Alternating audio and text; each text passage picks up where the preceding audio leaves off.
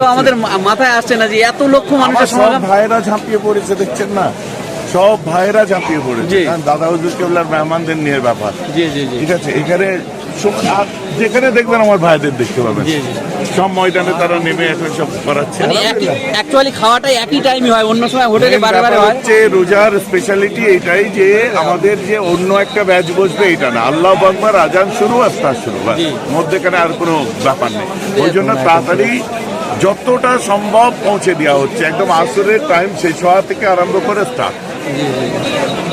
এবারে আলহামদুলিল্লাহ আগামীকাল আবার আমার আব্বার ইন্তেকালের দিন, আমার নসিব জুম্মার দিনই ইন্তেকাল করেছিলেন আব্বা, আর 6 রমজান ইন্তেকাল করেছিলেন, আর 6 রমজান আবার ঈসা সাহেবের মাঝের দিন। কালকে আর একটু মেহমানদারি আল্লাহ যদি করাই।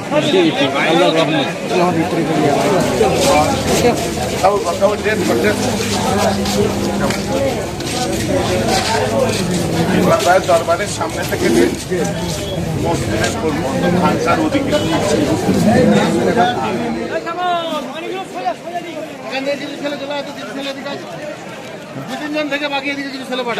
যারা নতুন ঢুকবে ওদের জন্য আমার ওই দরবারে স্টপ করো, এখানকার স্টপ নিয়ে যাও, ওখানে নিয়ে যাও।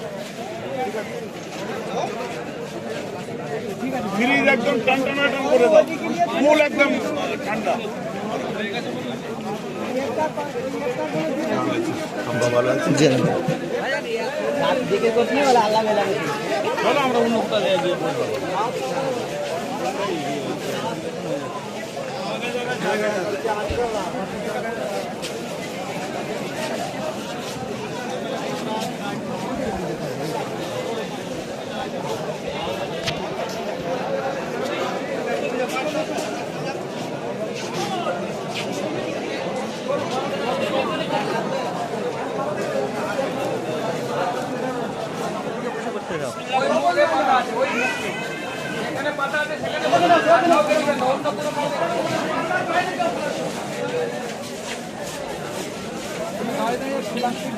ব্যবস্থা করো।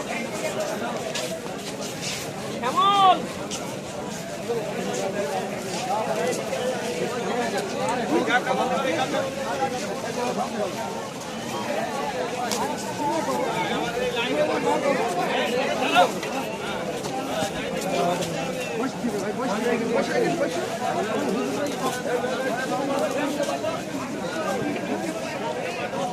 নাই বুঝলো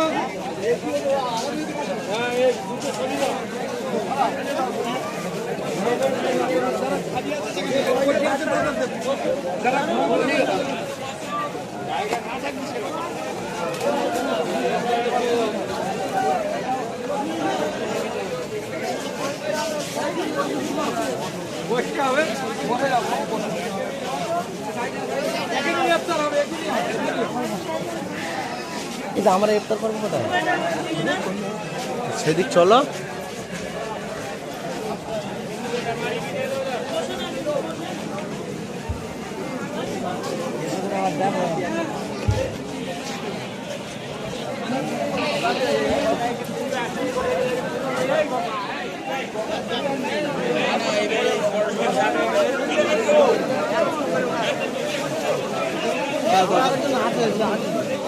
আপনারা বসে যান, দাঁড়ানোর লোককে দেবেন না, দাঁড়ানোর লোককে দেবেন না, দাঁড়ানোর লোককে দেবেন না।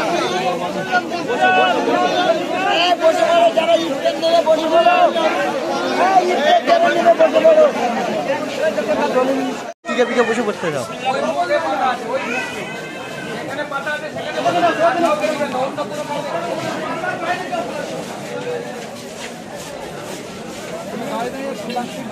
ব্যবস্থা করো। কেমন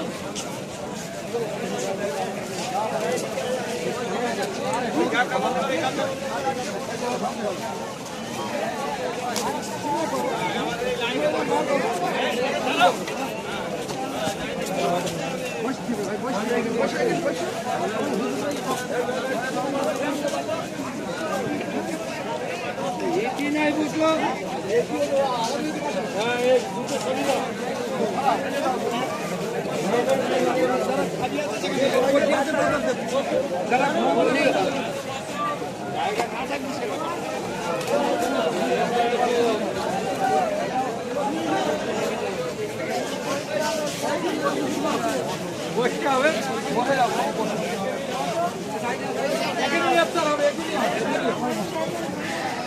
এটা আমরা ইফতার করবো কোথায়? সেদিক চলো।